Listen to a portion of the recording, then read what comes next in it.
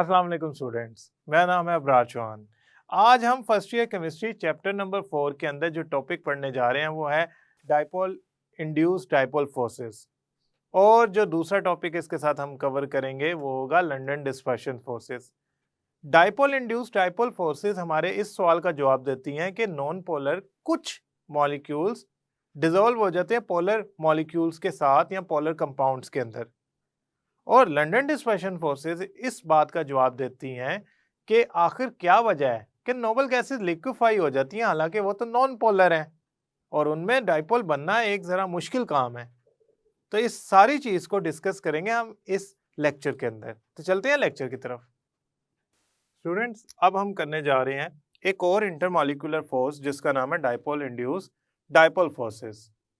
इसका नाम ही थोड़ा सा अजीब लग रहा होगा आपको, लेकिन घबराइए नहीं। डाइपोल का मतलब तो आप समझ ही गए हैं कि a molecule having two oppositely charge ends, one should be the negative end, other should be the positive end. Induce का मतलब होता है आमादा करना, या अगर मैं थोड़ा सा अपने मुताबिक इसको ढाल लूं तो बनाना, to make, to agree on. ठीक है। डाइपोल इसका मतलब ये हो गया कि ये फोर्स ऑफ अट्रैक्शन के अंदर दो किस्म के मॉलिक्यूल हैं। एक तो हो गया डाइपोल मॉलिक्यूल जिसका एक हिस्सा नेगेटिव है और दूसरा हिस्सा क्या है, पॉजिटिव। और एक मॉलिक्यूल ऐसा होगा जिसमें डाइपोल बनाने पे जिसको मादा किया गया होगा कि भाई डाइपोल बनाना है, आपने उसका डाइपोल इंट्रोड्यूस करवाना है, उसके अंदर इंड्यूस करवाना है। So if any molecule makes dipole under the influence of any other dipole molecule, it will be called induced dipole molecule. So सबसे पहले मैं जरा इसको induced dipole को थोड़ा सा लिख देता हूं। induced dipole molecule,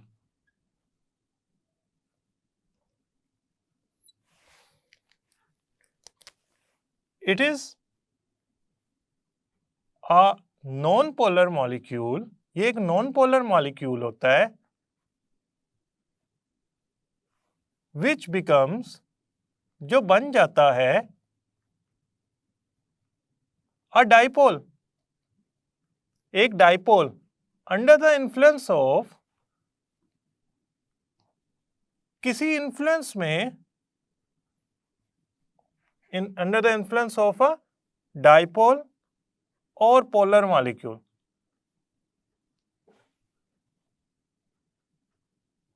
अब आप सोच रहे होंगे ये बनता कैसे है। देखें, बड़ी आसान सी बात है।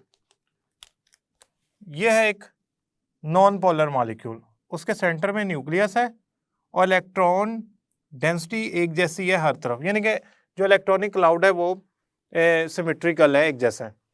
ठीक। और ये आ गया भाई हमारा डाइपोल मॉलिक्यूल। इसका एक एंड पॉजिटिव है, दूसरा एंड नेगेटिव है, से वाटर H2O। ठीक है।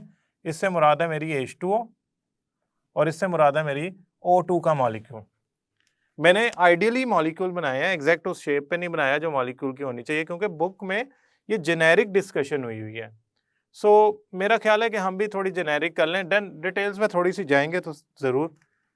अब होता क्या है, ये पॉजिटिव एंड इन इलेक्ट्रॉन्स को अट्रैक्ट करेगा, रिपेल करेगा। उसका बड़ा आसान तरीका है, चेक करें, सेम चार्जेस हैं ऑपोजिट। आप कहेंगे सर ऑपोजिट चार्जेस हैं, तो ऑपोजिट चार्जेस, ये जो हमारे पास डाइपोल का मॉलिक्यूल है जिसका एक एंड पॉजिटिव और एक एंड नेगेटिव है, वो मौजूद इलेक्ट्रॉन्स को दूसरे मॉलिक्यूल के अंदर जो नॉन पोलर है, ये कौन सा मॉलिक्यूल है, नॉन पोलर, नॉन डाइपोल। ये कौन सा है, पोलर या डाइपोल मॉलिक्यूल। इसको क्या करेगा, इस इलेक्ट्रॉन्स को अपनी तरफ खींचने की कोशिश करेगा, जिससे इलेक्ट्रॉन एक तरफ ज्यादा खींचे चले जाएंगे। तो अब ये क्या शेप बन गई, आप कहेंगे सर ये तो ऐसे लग रहा है जिस तरह इसमें एक एज पे, एंड पे नेगेटिव चार्ज डेवलप हो रहा है, दूसरे एज पे या एंड पे पॉजिटिव चार्ज डेवलप हो रहा है। तो ये क्या कन्वर्ट होना चाह रहा है, ये कन्वर्ट हो रहा है एक डाइपोल के अंदर। कब, जब दूसरे डाइपोल ने अट्रैक्शन या रिपल्शन की। जब ऐसा होगा तो एक डाइपोल अपने इन्फ्लुएंस की वजह से, यानी कि एक डाइपोल का पॉजिटिव एंड उसके मूविंग इलेक्ट्रॉन्स को अपनी तरफ खींच के दूसरे मॉलिक्यूल को भी किस में कन्वर्ट कर रहा है, डाइपोल में। सो ये तो हो गया हमारा इंड्यूस्ड डाइपोल, क्योंकि इसमें हमने डाइपोल को इंट्रोड्यूस कराया, उसको आमादा किया इस बात पे कि भाई बना लो डाइपोल। और ये कौन सा, ऑलरेडी डाइपोल। अब इनमें फोर्स ऑफ अट्रैक्शन डेवलप हो जाएगी, क्यों? Because the positive end of one dipole is attracting the negative end of other induced dipole. So this force of attraction will be called D by forces. And D by forces are what? They are actually dipole induced dipole forces. So यहाँ लिखते हैं हम dipole induced dipole forces are Debye forces. Scientist का नाम है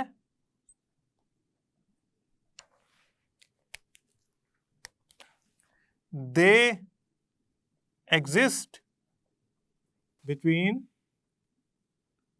अ polar and non polar molecule.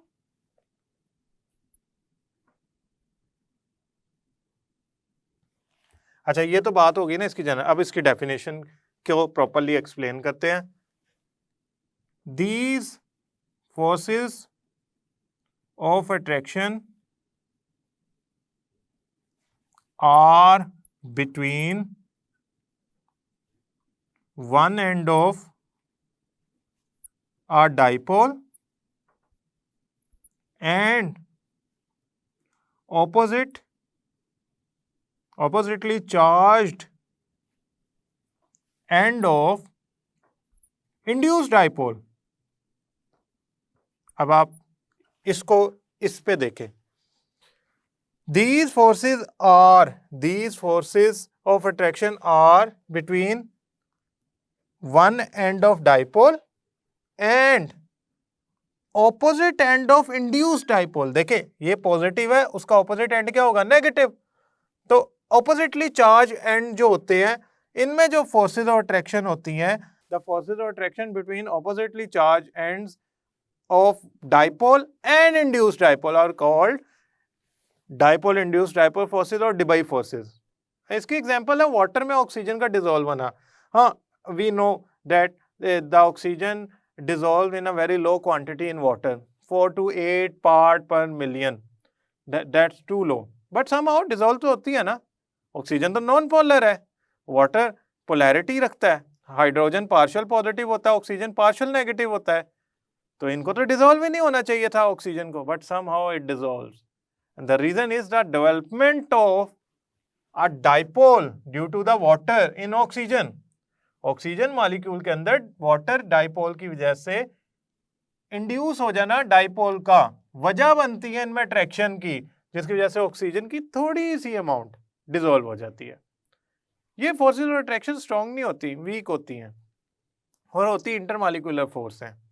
And definitely ये forces of attraction किसी bond का मुकाबला नहीं कर सकती। ये स्टूडेंट एक शॉर्ट क्वेश्चन है, डेफिनेशन और इसकी general explanation with example and basic development of induced dipole. Students, अब हम पढ़ने जा रहे हैं लंडन डिस्पर्शन फोर्सेस। ये अनदर टाइप है इंटरमॉलिक्यूलर फोर्स की। ये फोर्स ऑफ अट्रैक्शन हमारे एक बहुत ही इंपॉर्टेंट क्वेश्चन का आंसर देती है। वो क्वेश्चन क्या है कि नोबल गैसेस लिक्विफाई हो जाती हैं, इसका मतलब उनमें कोई ना कोई फोर्स ऑफ अट्रैक्शन तो होगी, लेकिन फोर्स ऑफ अट्रैक्शन तो डाइपोल्स के दरमियान डेवलप हो सकती है। यानी कि positive end of one molecule can attract the negative end of other molecule. लेकिन अगर मैं नोबल गैसेस की बात करूं, उसमें तो डाइपोल बनता ही नहीं है, तो वो कैसे लिक्विफाई हो जाती है under certain conditions. This was the question which was answered bye a German physicist Fritz London. उन्हीं के नाम पे ना ये फोर्स ऑफ अट्रैक्शन है, लंडन डिस्पर्शन फोर्स। वो डिस्पर्शन वगैरह को हम बाद में डिस्कस करते हैं। समहाउ 1930 में उन्होंने ये फोर्सेस ऑफ अट्रैक्शन का कॉन्सेप्ट दिया था, जो कि बताती थी कि हीलियम गैस लिक्विफाई होती है तो उसमें एक certain momentary force of attraction exist करती है। यानी कि नॉन पोलर मॉलिक्यूल को जब अट्रैक्शन डेवलप करते हैं तो वो कौन सी होती है, इसका सवाल का जवाब था। समहाउ अभी हम ऐसा करते हैं, जरा एक चीज देखते हैं। HCl एक मॉलिक्यूल है, क्लोरीन है पार्शियल नेगेटिव, हाइड्रोजन है पार्शियल पॉजिटिव, ये एक मॉलिक्यूल है। अगर इसके ऑपोजिट में कोई और HCl का मॉलिक्यूल लाऊं तो आसानी से इनमें फोर्स ऑफ अट्रैक्शन डेवलप हो जाएगी, because they have oppositely charge ends, corner या कोने। अच्छा, हीलियम के सेंटर में न्यूक्लियस होता है और ये उसका इलेक्ट्रॉनिक क्लाउड होता है। ये सिमेट्रिकल होता है इलेक्ट्रॉनिक क्लाउड। सिमेट्रिकल और अनसिमेट्रिकल का वर्ड इस टॉपिक में बुक में लिखा हुआ है, लिहाजा मेरा ख्याल है हम उसको भी थोड़ा सा समझ लें ताकि हमारे लिए फ्रिट्ज लंदन की जो एक्सप्लेनेशन है कि हीलियम क्यों लिक्विफाई हो जाता है या उसमें कौन सी फोर्स ऑफ अट्रैक्शन डेवलप होती है उसको समझ सकें। देखिए मैं बना रहा हूं ये एक सर्कल, ये इस सर्कल का सेंटर है। इस सर्कल के सेंटर से अगर मैं नीचे की तरफ एक लाइन लगाऊं, ये बन गया एक्सिस। अब स्टूडेंट्स, जैसा सर्कल यहां पे है वैसा ही सर्कल यहां पे है, ऐसी शेप सिमेट्रिकल कहलाती है। इक्वल साइड्स है, ठीक है, इक्वल साइड्स है, एक साइड पे भी इस साइड पे भी। अब मैं बना रहा हूं एक नई शेप। अगर मैं इसको यहां से कट करूं तो आप देख रहे हैं कि ये वाली साइड जो है इससे डिफरेंट है, ये कहलाएगी अनसिमेट्रिकल, इसमें सिमेट्री नहीं है। और ये कहलाएगी सिमेट्रिकल, इसमें सिमेट्री है। इसी तरह मॉलिक्यूल्स होते हैं। अगर मैं हीलियम मॉलिक्यूल के इलेक्ट्रॉनिक क्लाउड की बात करूं तो वो इलेक्ट्रॉनिक क्लाउड एक जैसा फैला हुआ है हीलियम एटम के इर्द गिर्द। और अगर HCl की बात करूं तो उसमें क्लोरीन साइड पे मुझे लगेगा इलेक्ट्रॉन ज्यादा है और हाइड्रोजन साइड पे लगेगा इलेक्ट्रॉन कम है। दैट इज वाई मुझे ये फील होगा जैसे जो मैं डाइपोल बना रहा हूं उसका एक एंड पार्शियल नेगेटिव है, एक एंड पार्शियल पॉजिटिव है। उसकी वजह क्या है कि इलेक्ट्रॉन्स एक साइड पे ज्यादा चले गए हैं, दूसरे साइड पे कम है। ऐसी शेप अनसिमेट्रिकल होगी और ये जो है हमारे पास सिमेट्रिकल होगी। तो अभी अब अगर हम हीलियम की बात करें तो सिमेट्रिकल है, जितने इलेक्ट्रॉन इस तरफ उतने इस तरफ है, या जैसा इलेक्ट्रॉनिक क्लाउड इस तरफ है वैसा ही दूसरी तरफ है, left and right are equal, this is symmetrical. इसमें ऐसी क्या वजह होती है कि इसका इलेक्ट्रॉनिक क्लाउड डिस्टर्ब हो जाता है, यानी कि एक तरफ इलेक्ट्रॉन ज्यादा चले जाते हैं दूसरी तरफ कम रह जाते हैं। अब ये शेप अनसिमेट्रिकल बन गई है, यहां हम लिख देते हैं symmetrical. Now this was the question कि अगर इनमें फोर्स ऑफ अट्रैक्शन डेवलप होगी तो हीलियम का molecule must become a non symmetrical, यानी कि उसका एक एज पॉजिटिव होना चाहिए, एक एज नेगेटिव होना चाहिए। हीलियम के एटम की बात कर रहा हूं, अगर ये होता है तो वो फोर्स ऑफ अट्रैक्शन की तरफ जा सकता है, अदरवाइज नहीं जा सकता। पहले तो आप जो समझने वाली बात है ना वो ये याद रखें कि this is symmetrical, this is unsymmetrical. ये एक ही हीलियम है जिसको मैंने अगर उसकी शेप डिस्टर्ब कर दूं, खराब कर दूं, उसके इलेक्ट्रॉनिक क्लाउड को डिस्टोर्ट कर दूं, उसके इलेक्ट्रॉनिक क्लाउड को डिस्पर्स कर दूं, तो वो इस शेप से इस शेप में आ जाएगा, यानी कि सिमेट्रिकल से अनसिमेट्रिकल हो जाएगा। अब हमारा क्वेश्चन था व्हाई हीलियम या कोई भी noble gas liquefy. Fritz London साहब क्या कहते हैं, लेट्स गो देयर, हम उसको देखते हैं कि वो क्या कहते हैं। ये बस आपने याद रखना, what is the difference, this has become a kind of dipole and this is non-dipole or non-polar. So non-polar are symmetrical in terms of electronic cloud and this is unsymmetrical. अब स्टूडेंट्स बात यूं है कि ये है helium का एक atom या मॉलिक्यूल और ये है हीलियम का दूसरा मॉलिक्यूल या एटम। ये दोनों क्या है, सोचे, सिमेट्रिकल है अनसिमेट्रिकल है। इनका इलेक्ट्रॉनिक क्लाउड सिमेट्रिकल है, नॉन पोलर है। क्या होगा, ये आया भागता हुआ, गैस है ना, ये आया इससे कोलाइड करने लगा।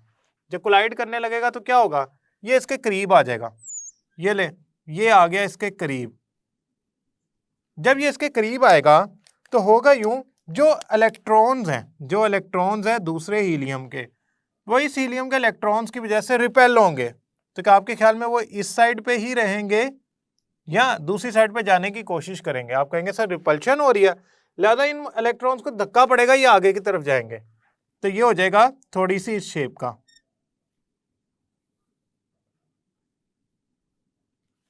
अब ये हुआ क्या, ये जो मॉलिक्यूल नंबर 1 है, जब ये करीब आया मॉलिक्यूल नंबर 2 के, due to some any reason, वैसे रैंडमली मूव कर रहे होते हैं, करीब आना तो कोई मसला ही नहीं है, तो इसके इलेक्ट्रॉन्स ने इस इलेक्ट्रॉन को रिपेल किया, जिसकी वजह से इलेक्ट्रॉनिक क्लाउड खराब हो गया, डिस्टोर्ट हो गया, डिस्पर्स हो गया, अनसिमेट्रिकल हो गया। अब क्या होगा, ये आगे वाले मॉलिक्यूल को डिस्टर्ब करेगा। अच्छा, ये जो आया है इसके करीब, ये क्या हमेशा इसके करीब रहेगा? आप कहेंगे नहीं सर, गैस है, गैस के मॉलिक्यूल करीब आते हैं, दूर जाते हैं, करीब आते हैं, दूर जाते हैं, मूवमेंट के लिए करीब आया। So for a movement, for a instant, what it has become a dipole, but this dipole should be called instantaneous, एक लम्हे के लिए।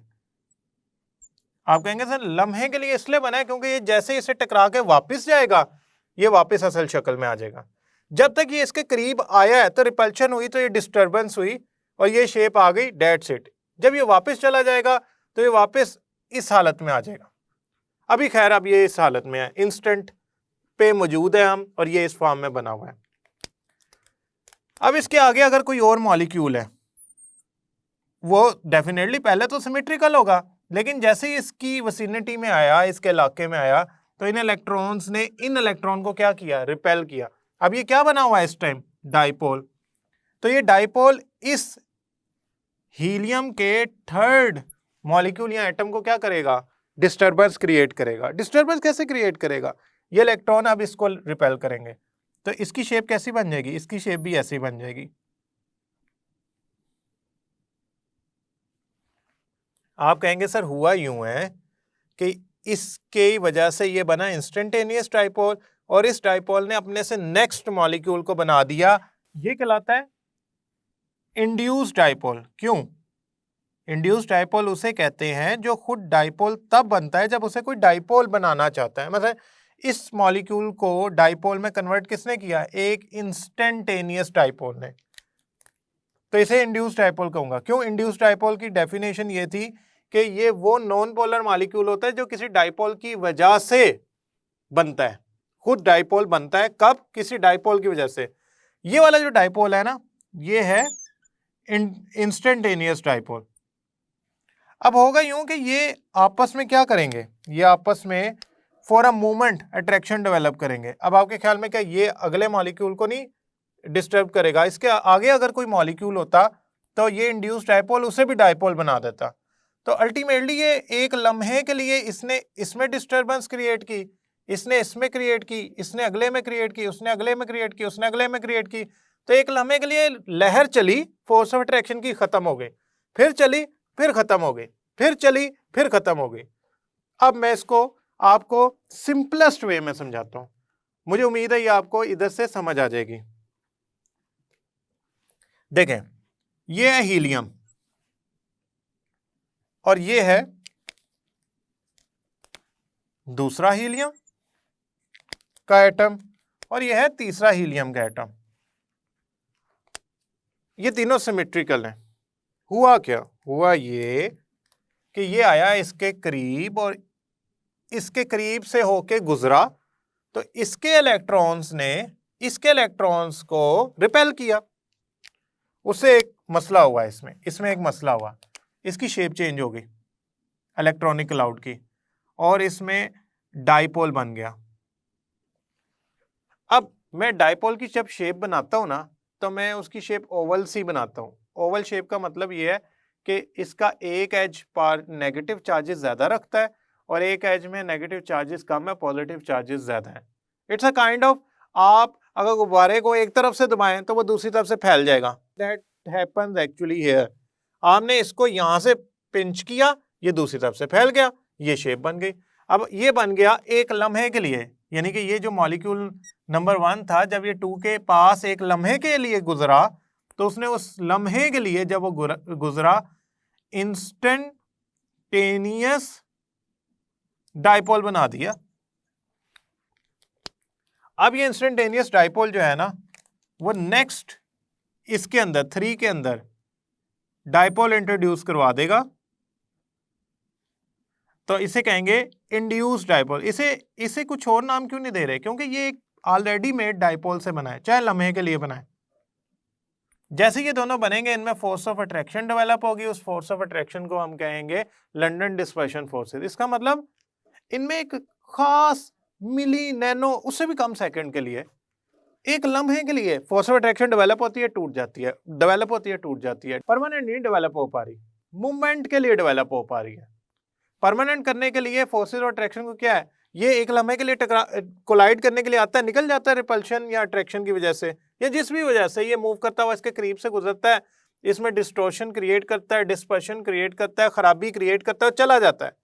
अगर मैं टेम्परेचर कम कर दूं, प्रेशर ज्यादा कर दूं, तो ये एक दूसरे के करीब आ जाएंगे, उसकी वजह से इसका इलेक्ट्रॉनिक क्लाउड परमानेंटली इसको डिस्टर्ब करना शुरू कर देगा। इसका इलेक्ट्रॉनिक क्लाउड प्रेशर बढ़ाने, टेम्परेचर कम करने से ये इसके करीब आ जाएगा फॉर अ परमानेंट। जब तक ये मैंने कंडीशन मेंटेन की है, उसके बाद फिर दूर चला जाएगा।